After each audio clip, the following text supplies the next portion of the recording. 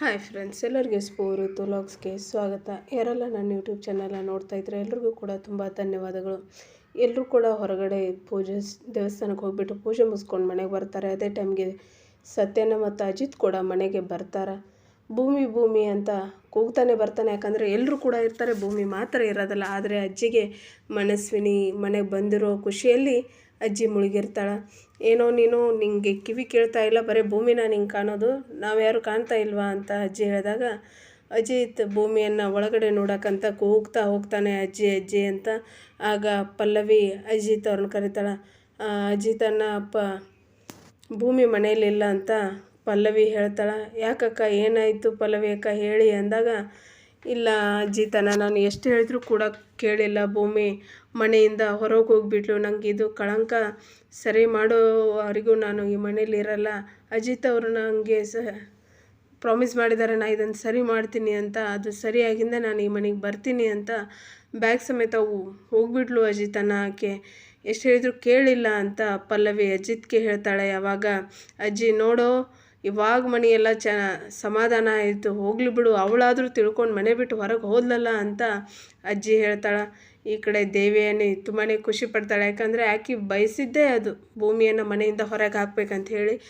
ದೇವಿಯನಿನೂ ಕೂಡ ಖುಷಿ ಪಡ್ತಾಳೆ. ಈ ಕಡೆ ಅಜ್ಜಿ ಅಶ್ವಿನಿನ ತೋರಿಸಿ ಅಜಿತ್ಗೆ, ನೋಡು ಅಜಿತ, ನಿಮ್ಮ ಶ್ರವಣ್ ಮಾವನ ಮಗಳು ಮನಸ್ವಿನಿ ಬಂದಿದ್ದಾಳೆ ಅಂತ ತೋರಿಸ್ತಾಳೆ. ಮನಸ್ವಿನಿ ನಾಚಿಕೆಯಿಂದ ತಲೆಯನ್ನು ತೆಗೆಸ್ತಾಳೆ. ಆದರೆ ಅಜಿತ್ಗೆ ಭೂಮಿದೇ ಚಿಂತೆಯಾಗಿರುತ್ತೆ. ಭೂಮಿ ಸಂಬಂಧ ಆತ ಬೇಜಾರು ಮಾಡ್ಕೊಂಡು ಬಿಡ್ತಾನೆ. ಆವಾಗ ಅಜ್ಜಿ, ಏನೋ ನೀನು ನಿಮ್ಗೆ ಅವಳೇ ಹೆಚ್ಚೇನೋ ಅಂದಾಗ, ಹೌದು ಅಜ್ಜಿ, ಅವಳು ಒಂದು ತೂಕ, ಆದರೆ ನೀವೆಲ್ಲರೂ ಕೂಡ ಒಂದು ತೂಕ ಅಂತ ಹೇಳ್ತಾನೆ. ಅಜ್ಜಿ ಸಂಗೀತಾಗೆ ಆರತಿ ಮಾಡಿ ಒಳಗೆ ಕರ್ಕೊ ಮನಸ್ವಿನನ ಅಂತ ಹೇಳಿದಾಗ, ಪಾಪ ಸಂಗೀತ ಏನು ಭೂಮಿ ಮನೆಯಿಂದ ಹೊರಗೆ ಹೋಗಿರ್ತಾಳಲ್ಲ, ಸುಮ್ಮನೆ ದಿಗ್ಭ್ರಮೆಗೊಂಡು ನಿಂತುಬಿಡ್ತಾಳೆ. ಆವಾಗ ಈ ಅಜಿತ್ ಅವರ ಅಕ್ಕ ಅಪ್ಪು, ನಾನೇ ಹೋಗ್ತೀನಿ, ನಾನೇ ಆಕೆಗೆ ಆರತಿ ಬೆಳಗ್ತೀನಿ ಅಂತ ಅಪ್ಪುನೇ ಮನಸ್ವಿನಿಗೆ ಆರತಿನ ಬೆಳಗ್ಬಿಟ್ಟು ಆಕೆಗೆ ಮನೆಗೆ ವೆಲ್ಕಮ್ ಮಾಡ್ಕೋತಾಳೆ. ಮನಸ್ವಿನಿ ಬಲಗಾಲಿಟ್ಟು ಮನೆಗೆ ಬರ್ತಾಳೆ. ಈ ಮನೆಯ ವಾರಸುಗಾರ್ತಿ ಈಕೆ ಅಂತ ಅಜ್ಜಿ ಕೊಂಡಾಡ್ತಾಳೆ. ಆದರೆ ಪಾಪ ಸಂಗೀತ ಭೂಮಿ ಮನೆಯಲ್ಲಿಲ್ಲ ಅಂತ ತಿಳಿದ್ಬಿಟ್ಟು ತುಂಬಾ ದುಃಖ ಪಡ್ತಾಳೆ. ಕಣ್ಣೀರು ಹಾಕ್ತಾ ಮನೆ ಒಳಗೆ ಹೋಗ್ತಾಳೆ. ಅಜ್ಜಿ ಮನಸ್ವಿನಿಯನ್ನು ಈ ಶಾರದಾನ ಫೋಟೋದ ಹತ್ರ ಕರ್ಕೊಂಡು ಹೋಗಿ, ನೋಡು ಶಾರದಾ, ನಿನ್ನ ಮಗಳು ಬಂದಿದ್ದಾಳೆ, ನೋಡು ಹೇಗಿದ್ದಾಳೆ, ನೀನಿದ್ರೆ ತುಂಬಾ ಖುಷಿ ಪಡ್ತಿದ್ದಿ, ಇಷ್ಟು ಎತ್ತರ ಆಗಿದ್ದಾಳೆ ಕಣೆ ನಿನ್ನ ಮಗಳು, ನೋಡು ಅಂತ ಅಜ್ಜಿ ಪಾಪ ಕಣ್ಣೀರು ಹಾಕ್ತಾ ಶಾರದಾನ ಫೋಟೋನ ಮುಂದೆ ಮನಸ್ವಿನಿನ ತೋರಿಸ್ತಾಳೆ. ಆದರೆ ನಮ್ಮ ಭೂಮಿ ಆ ಕಡೆ ಆಕೆ ಆ ಮನೆಗೆ ಎಂಟ್ರಿ ಕೊಟ್ರೆ, ಈ ಕಡೆ ಭೂಮಿ ತನ್ನ ಮನೆಗೆ ಬರ್ತಾಳೆ. ಬಂದುಬಿಟ್ಟು ನಿಂತಿರ್ತಾಳೆ. ಲಕ್ಷ್ಮಕ್ಕ ಬಂದುಬಿಟ್ಟು, ಬಂದ ಭೂಮಿ, ನಾನು ಆವಾಗಲೇ ಹೇಳಿದೆ ನಿನಗೆ ಬಂದುಬಿಡು ಭೂಮಿ ಅಂತ ಹೇಳಿದರೆ ನೀನೇ ಕೇಳಿಲ್ಲ, ಹೋಲ್ಬಿಡು, ಇವಾಗಾದರೂ ನಿಂಗೆ ಬುದ್ಧಿ ಬಂದಲ್ಲ ನೀನು ಮನೆಗೆ, ಊಟ ಅದು ಮಾಡಿದೀಯೇ ಇಲ್ಲೋ, ನೀನು ತುಂಬಾ ಸೊರಗಿಬಿಟ್ಟಿದೀಯಾ, ಊಟ ಮಾಡ್ಬಾ ಭೂಮಿ ಅಂತ ಮಾತಾಡ್ತಾಳೆ. ಆದರೆ ನಮ್ಮ ಭೂಮಿ ಊಟವಲ್ಲಕ್ಕ ಅಂತ ಹೇಳಿ ಮನೆಯಲ್ಲಿ ಏನೆಲ್ಲ ನಡೆದಿತ್ತು ಅದನ್ನೆಲ್ಲ ಈ ಲಕ್ಷ್ಮಕ್ಕನ ಮುಂದೆ ಹೇಳ್ತಾಳೆ. ಆಯಿತು, ಆ ದೇವಿಯಾನಿಯವರು ಕರೆಕ್ಟ್ ಮಾಡಿದ್ದಾರೆ ಭೂಮಿ ನಿನಗೆ ಅಂತ ಲಕ್ಷ್ಮಕ್ಕನು ಮಾತಾಡ್ತಾಳೆ. ಈ ಕಡೆ ಶ್ರವಣ್ ತನ್ನ ಭಾವನನ್ನು ಆಲಂಗಿಸಿಕೊಂಡು, ಭಾವ ತುಂಬ ಧನ್ಯವಾದಗಳು ಭಾವ, ನನಗೆ ನನ್ನ ಮಗಳನ್ನು ನೀವು ದೊರಕಿಸಿಕೊಟ್ರಿ, ನೀವು ಹುಡುಕಿಕೊಟ್ರಿ ನೀವು ಅಂತ ಅವನನ್ನು ತಬ್ಕೊಂಡು ತನ್ನ ಖುಷಿಯನ್ನು ವ್ಯಕ್ತಪಡಿಸ್ತಾನೆ. ಈ ಕಡೆ ಲಕ್ಷ್ಮಕ್ಕ ಭೂಮಿಗೆ ಬುದ್ಧಿವಾದ ಹೇಳ್ತಾಳೆ. ಭೂಮಿ, ಯಾರು ಕರೆದ್ರೂ ಕೂಡ ಹೋಗಬೇಡ ನೀನು, ಆ ದೇವಿಯನ್ನೆಯವರು ನಿಂಗೆ ಒಳ್ಳೇದೇ ಮಾಡಿದ್ದಾರೆ, ನೀನು ಈ ಕಳಂಕ ಹೋಗುವವರೆಗೂ ನೀ ಇಲ್ಲೇ ಇರು ಅಂತ ಹೇಳ್ತಾರೆ. ಅದೇ ಟೈಮಿಗೆ ಅಜಿತ್ ಬಂದುಬಿಟ್ಟು, ಯಾರಕ್ಕ ಆಕೆ ನಮ್ಮ ಮನೆಗೆ ಬರೋದು ಬೇಡ ಅಂತ ಹೇಳ್ತಿರೋದು ಯಾರಕ್ಕ ಅಂದಾಗ, ಅಲ್ಲ ಸಾಹೇಬ್ರೆ, ನಿಮಗೆ ಕೈ ಮುಗಿದು ಕೇಳ್ತೀನಿ, ಭೂಮಿ ಸ್ವಲ್ಪ ದಿನ ಇಲ್ಲೇ ಇರಲಿ, ಅಲ್ಲೆಲ್ಲರೂ ಕೂಡ ಮಾತಾಡ್ತಾರೆ, ಆಕೆಗೆ ಮನಸ್ಸಿಗೆ ತುಂಬಾ ನೋವಾಗುತ್ತೆ ಆ ಚುಚ್ಚು ಮಾತುಗಳು ಅಂತ ಹೇಳಿದಾಗ ಅಜಿತ್ ಸುಮ್ಮನೆ ನಿಂತು ಬಿಡ್ತಾನೆ. ಆದರೆ ಒಂದು ಹೇಳ್ತಾನೆ ಅವ್ರಿಗೆ, ಭೂಮಿ, ನಾನು ಒಂದು ವಾರದೊಳಗೆ ನಿಂದು ಈ ಒಂದು ಟೈಮ್ ಒಳಗೆ ನಿನ್ನ ಯಾವುದೇ ಕಳಂಕ ಇಲ್ಲ, ನೀನು ನಿರ್ದೋಷಿ ಅಂತ ನಾನು ಪ್ರೂವ್ ಮಾಡೇ ಮಾಡ್ತೀನಿ ಅಂತ ಅಜಿತ್ ಲಕ್ಷ್ಮಕ್ಕ ಮತ್ತು ಭೂಮಿ ಇದ್ರಿಗೆ ಹೇಳ್ತಾನೆ.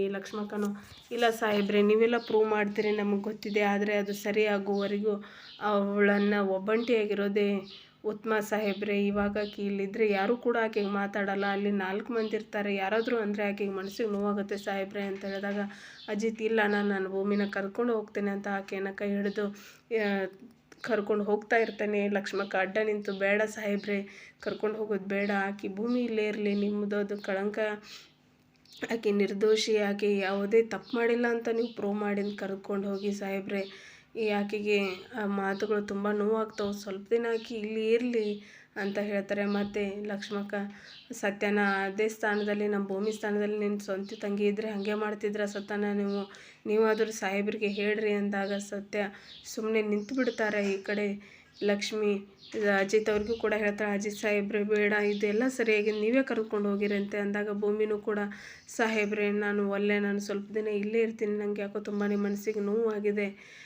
ಇದೆಲ್ಲ ಕ್ಲಿಯರಾಗಿ ಬರ್ತೇನೆ ಅಂದಾಗ ಸತ್ಯನೂ ಕೂಡ ಹೇಳಿ ಸಾಹೇಬ್ರೆ ಅಂತ ಲಕ್ಷ್ಮಿ ಸಾಹೇಬ್ರನ್ನ ಮತ್ತು ಈ ಸತ್ಯನನ್ನು ಕೂಡ ಹೇಳ್ತಾರೆ. ಆವಾಗ ಸತ್ಯನ, ಹೌದು ಅಜಿತ್, ಲಕ್ಷ್ಮಕ್ಕ ಹೇಳೋದು ಸರಿ ಅನ್ನಿಸ್ತಾ ಇದೆ, ಭೂಮಿನ 4 ದಿನ ಇಲ್ಲೇ ಬಿಡೋಣ ಅಂತ ಮಾತಾಡ್ತಾರೆ. ಆದರೆ ನಮ್ಮ ಅಂಜನಾ ನೋಡಿದರೆ ಇಲ್ಲಿ ಹುಚ್ಚಿ ಆಗಿಬಿಟ್ಟಿದ್ದಾಳೆ. ಮನೆಯಲ್ಲಿದ್ದಂಥ ಎಲ್ಲ ಸಾಮಾನುಗಳನ್ನು ಎತ್ತಿ ಹಾಕಿ ಹೊಡಿತಾ ತನ್ನ ಸಿಟ್ಟನ್ನು ತೋರಿಸ್ತಾ ಇದ್ದಾಳೆ. ಯಾಕಂದರೆ ಭೂಮಿ ಹೋದ್ಲು ಮತ್ತು ಈ ಮನಸ್ವಿನಿ ಬಂದುಬಿಟ್ಲು ಅಲ್ಲ ಅಂತ, ಯಾಕೆ ಹೀಗ್ಯಾಕೆ ಮಾಡ್ತಾ ಇದೆಯಾ ಅಂತ ದೇವಿಯನ್ನು ಕೇಳಿದಾಗ ಅಂಜನಾ, ಅಲ್ಲಮ್ಮ ಈಗ ಈ ಭೂಮಿ ಹೋಗ್ಬಿಟ್ಲು ಅಂದರೆ ಈ ಮನಸ್ವಿನಿ ಬಂದುಬಿಡ್ತಾಳೆ, ಈಗ ಅಜ್ಜಿ ಆಕೆನ ತೊಡೆ ಮೇಲೆ ಕುಡಿಸ್ಕೊಳ್ಳೋದು ಅಂದೇ ಬೆಳೆಸಿದ್ದಾರೆ, ಈಕೆ ಈ ಮನೆ ಒರೆಸ್ದಾರ್ತಿ ಅಂತ ಎಲ್ಲರೂ ಕೂಡ ಆಕೆಗೆ ಎಷ್ಟು ಪ್ರೀತಿ ಮಾಡ್ತಾರೆ, ನನ್ನನ್ನು ಅವಾಯ್ಡ್ ಮಾಡ್ತಾ ಇದ್ದಾರಮ್ಮ, ನಂಗೆ ಇರೋಕ್ಕಾಗಲ್ಲಮ್ಮ ಅಂತ ತನ್ನ ಸಿಟ್ಟನ್ನು ವ್ಯಕ್ತಪಡಿಸ್ತಾ, ಅಮ್ಮ ನಂಗೆ ನಿನ್ನ ಕಡೆಗೆ ಈ ಮಾಡೋಕ್ಕಾಗುತ್ತೋ ಇಲ್ಲ, ನಿನ್ನ ಗನ್ ಕೊಡಮ್ಮ, ನಾನಾದರೂ ಅವಳನ್ನ ಮತ್ತು ಮನೆಯವ್ರನ್ನೆಲ್ಲರೂ ಶೂಟ್ ಮಾಡ್ತೀನಿ, ನಿನ್ನ ಅಜಿತನ ಬಿಟ್ಬಿಟ್ಟು ಎಲ್ಲರನ್ನೂ ಶೂಟ್ ಮಾಡ್ತೀನಮ್ಮ ನಾನು ಅಂತ ಮಾತಾಡ್ತಾಳೆ. ಆವಾಗ ದೇವೇನಿ, ಎಲ್ಲಿಟ್ಟಿದ್ದೀಯಾ ನೀನು ಬುದ್ಧಿನ, ನಾ ಎಲ್ಲ ಸರಿ ಮಾಡ್ತೀನಿ ಅಂತ ಹೇಳಿದ್ರು ಕೂಡ ಅಂಜನಾ ಮನೆಯಲ್ಲಿರುವಂಥ ಗನ್ನನ್ನು ಹುಡುಕಾಡ್ತಾಳೆ. ಆಕೆಗೆ ಗನ್ ಸಿಗೋದಿಲ್ಲ. ಆಕೆ ಮತ್ತು ಸಾಮಾನನ್ನು ಎತ್ತಿ ನೆಲಕ್ಕೆ ಹಾಕ್ತಾ ಇರ್ತಾಳೆ. ದೇವಿಯಾನಿ ಕೂಡ ಕೋಪಗೊಳ್ತಾಳೆ. ಯಾಕಂದ್ರೆ ಆಕೆ ಮನೆಯಲ್ಲಿರುವಂಥ ಸಾಮಾನುಗಳನ್ನೆಲ್ಲ ಎತ್ತಿ ಹಾಕ್ತಾಳೆ. ಆಕೆ ದೇವಿಯಾನಿ ಎಷ್ಟು ಕೂಗಿದ್ರೂ ಕೇಳಲ್ಲ. ಆವಾಗ ದೇವಿಯಾನಿ ಆಕೆಯನ್ನು ಹಿಡಿದ್ಬಿಟ್ಟು ಕೆನ್ನೆಗೆ ಒಂದು ಬಾರಿಸೇ ಬಿಡ್ತಾಳೆ. ಆವಾಗ ಅಂಜನಾಗ ಕೆನ್ನೆಯನ್ನು ಹಿಡಿದುಕೊಂಡು ಕುಂತ್ಬಿಡ್ತಾಳೆ. ಅಮ್ಮ ನೀನು ನಂಗೆ ಹೊಡೆದ ಅಮ್ಮ ನೀನು ಅಂತ, ಏನು ಮಾಡಲಿ ನಾನು ಅಂಜನಾ, ನಾ ಎಲ್ಲ ಮಾಡ್ತಾ ಇರೋದು ನಿನಗೋಸ್ಕರ, ಈ ಒಂದು ಸಿಚುವೇಶನನ್ನು ಸರಿ ಮಾಡೋಕ್ಕೋಸ್ಕರನೇ ಆ ಡೂಪ್ಲಿಕೇಟ್ ಮನಸ್ವಿನಿನ ನಾನೇ ಕ್ರಿಯೇಟ್ ಮಾಡಿರೋದು ಅಂದಾಗ, ಅಮ್ಮ ಇದೆಲ್ಲ ನಿನ್ನ ಕೆಲಸನಮ್ಮ, ಅವಳು ಒರಿಜಿನಲ್ ಅಲ್ಲಮ್ಮ ಅದು ಅಂತ ಅಂಜನಾ ಕೇಳ್ತಾಳೆ. ಹೌದು, ನಾನೇ ಅವಳನ್ನ ಕರ್ಕೊಂಡು ಬಂದಿರೋದು, ನೀನು ವರಿ ಮಾಡಬೇಡ, ನಿನ್ನ ಅಜಿತ್ ಜೊತೆ ಮದುವೆ ಮಾಡೋ ಜವಾಬ್ದಾರಿ ನಂದಿದೆ, ಇವಾಗ ಭೂಮಿ ಅಂತೂ ಹೋಗ್ಬಿಟ್ಲು ಮನೆಯಿಂದ, ನೀನು ತಲೆ ಕೆಡಿಸ್ಕೋಬೇಡ ಅಂತ ಅಂಜನಾಗೆ ಬುದ್ಧಿ ಹೇಳ್ತಾ, ಆಯಿತು ಅಮ್ಮ ನೀ ಹೇಳ್ದಾಗೆ ಅಂತ ಅಂಜನಾನು ಒಪ್ಕೋತಾಳೆ. ಈ ಕಡೆ ಭೂಮಿ ತನ್ನ ಮನೇಲಿ ಇರ್ತಾಳೆ. ಸಂಗೀತ ಕಾಲ್ ಮಾಡಿಟ್ಟು, ಹೇಗಿದೆಯಾ ಭೂಮಿ, ಅಮ್ಮ ಅಂತಿದ್ದೆ, ನನಗೆ ಹೇಳದೆ ಹೋಗ್ಬಿಟ್ಟ ನೀನು ಅಂತ ಸಂಗೀತ ಕೇಳ್ತಾರೆ. ಆವಾಗ ಭೂಮಿ, ಇಲ್ಲ ಅಮ್ಮ ನಾನು ಹೇಳೇ ಬರಬೇಕು, ಹೇಳಿದರೆ ನೀವು ಕಳಿಸ್ತಾ ಇದ್ದಿಲ್ಲಮ್ಮ, ಹೀಗಾಗಿ ಬಂದೆ ಅಂತ ಹೇಳ್ತಾಳೆ. ಆದ್ರೆ ಆಕೆ ಅಜಿತನ ಯೋಚನೆಯಲ್ಲೇ ಕುಂತ್ಬಿಟ್ಟಿರ್ತಾಳೆ. ಈ ಕಡೆ ನೋಡಿದರೆ ಅಜಿತ್ನು ಮನೆಗೆ ಬಂದು ರೂಮಲ್ಲಿ ಆಕೆ ಯೋಚನೆಯಲ್ಲೇ ಮುಳುಗಿರ್ತಾನೆ. ಭೂಮಿ ಇಲ್ಲದೆ ಅವನ ರೂಮನ್ನು, ಅವನ ಲೈಫನ್ನು ಅವ್ನಿಗೆ ಇಮ್ಯಾಜ್ ಮಾಡ್ಕೊಳಕ್ಕಾಗ್ತಾಯಿಲ್ಲ. ಯಾಕಂದ್ರೆ ಅವರಿಬ್ಬರ ನಡುವೆ ಈಗ ಪ್ರೀತಿ ಅರಳಿಬಿಟ್ಟಿದೆ.